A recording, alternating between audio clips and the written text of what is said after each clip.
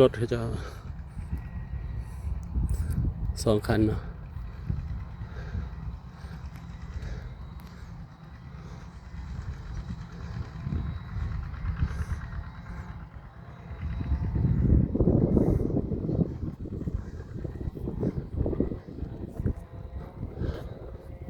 เรื่อยใหม่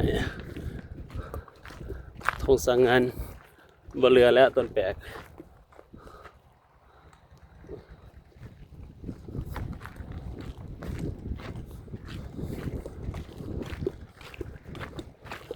หมักสารพร้อมดอกทั้งสีลงทั้งพี่ครับ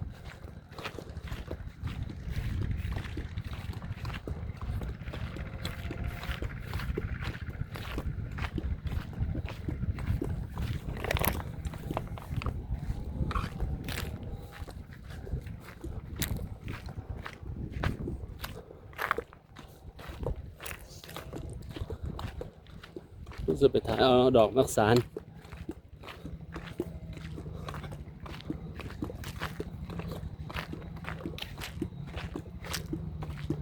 เขาสิตัดอยู่ว่าต้นมะขามป้อมจนว่าเขาก็มาเลื่อยไม้อีกตัวนี้ว่ายังเหลือได้เยอะนี่เขาเลยไม่จะไม่แปลนโอ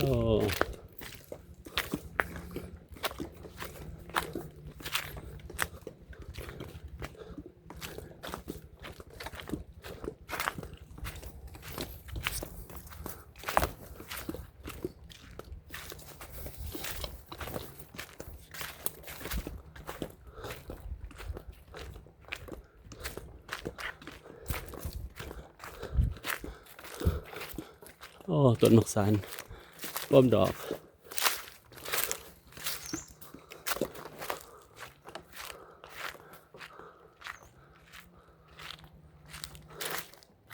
ป้อมหมากแล้วนี่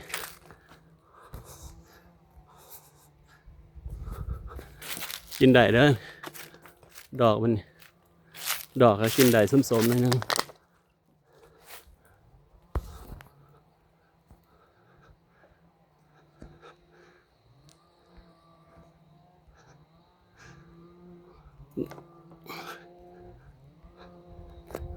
มะสารหน่วยมันนี่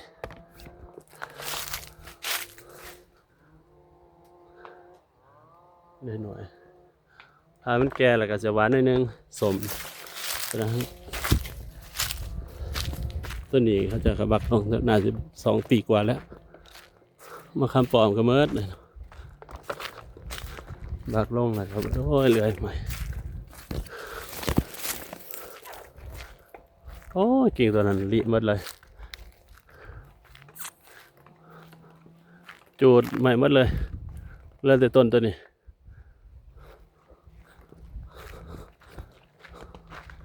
เบื้องผีก็หมดแล้วโอ้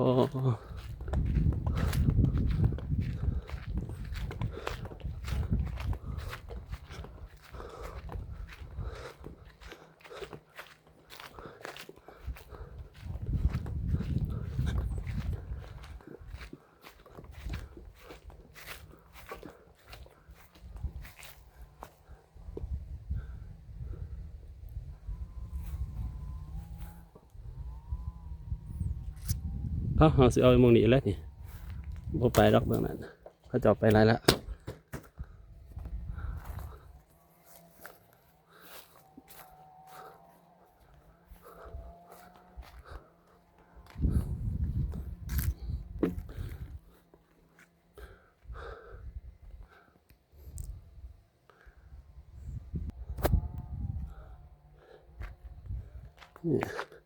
น้ำเอาอยู่ทั้งพุ่นเนาะน้ำ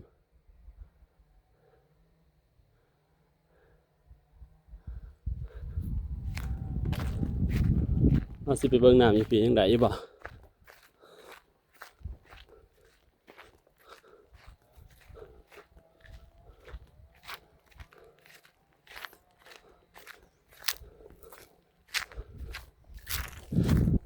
ตัวนี้มันเป็นเล่นได้นี่น้ำมันเราบังเอิญว่ามันจะเอาบางไม่แปลกลงมันก็ลงมันก็จุดมันใหม่เอิด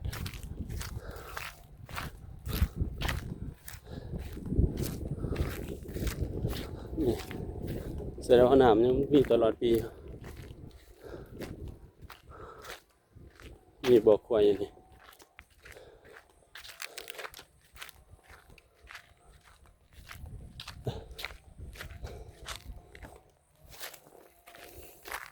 แสดงว่าน้ำยังตลอดนี่เขียว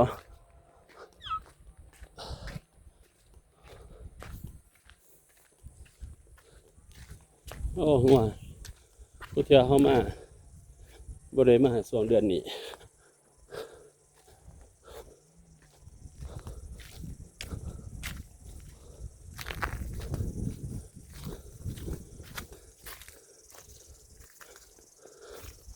นี่เลย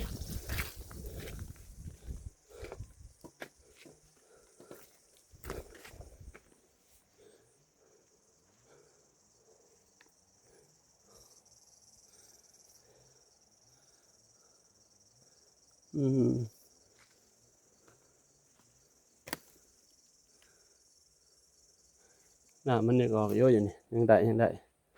แต่เราต้องแปลงใหม่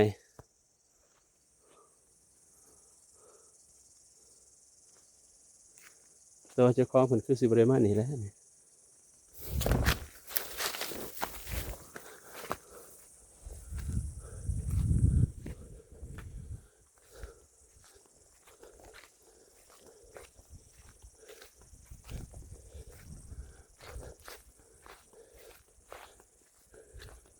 ได้มังโยแล้วบ่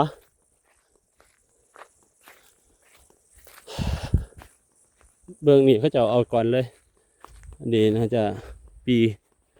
เบื้องใหม่ปีกว่า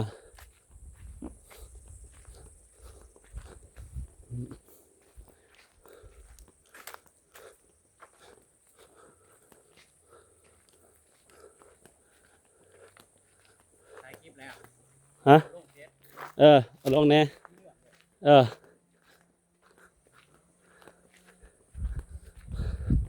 มันกับบสะเทือนยังดอกครับปกติตัวนี้คนสิบกบักลงเลยจะปาดนี่ซื้อ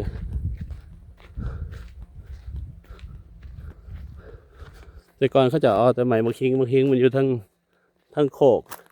ใหม่มาคิงมันเป็นใหม่แกนมันแข็งแน่นอนนึงบ่คือไม่แปลกมันจะอันนั้นเนาะตอนนี้มีแต่ลำงามๆได้แต่ก่อนมาเดี๋ยวมีโอกาสสิเอาหูบตัวเก่าลงเนาะเอาสิท้ายไว้เด้อเอาหูปัจจุบันกับหูตัวเก่าเบิ่งนี่คือกันน่าสิแต่เราโทรศัพท์รุ่นอื่นก่อนกับท้ายงามอยู่เด้ขนาดดงทั้งฝุ่นก็มันแหละ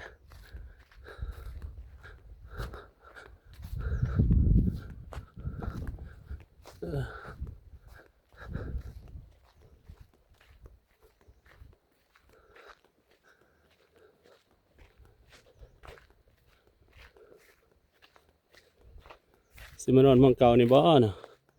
มองเก่าคือมองนี่เคยนอนอยู่สุดก่อนเขาจะจูดเป็นนั้นยิ่งจูดบากลงแต่บนเรือโอ้ยเนาะเป็นตะนายจูดแล้วหยามันขึ้นแต่ก่อนเขานอนที่นี่เดี๋ยวสิมานอนที่นี่บ่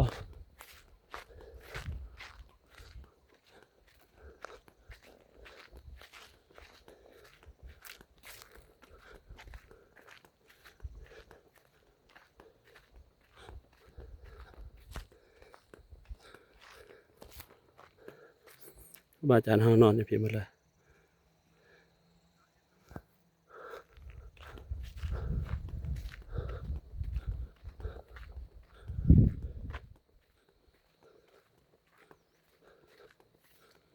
โอ้มาปีทมิตรนี่อยู่กันตรงจะไปนอนอยู่ส่วนนั้นแหละส่วนที่เขาจะปรากฏปีทมิตรตอนนั้นเต้นน้อย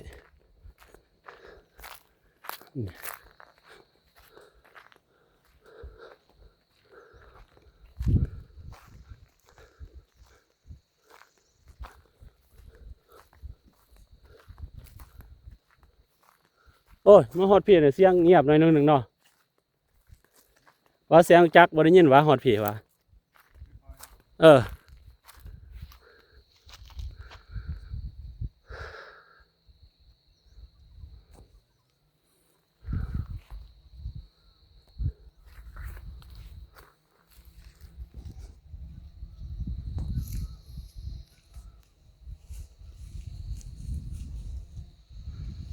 จบคลิปเพียงเท่านี้เนาะ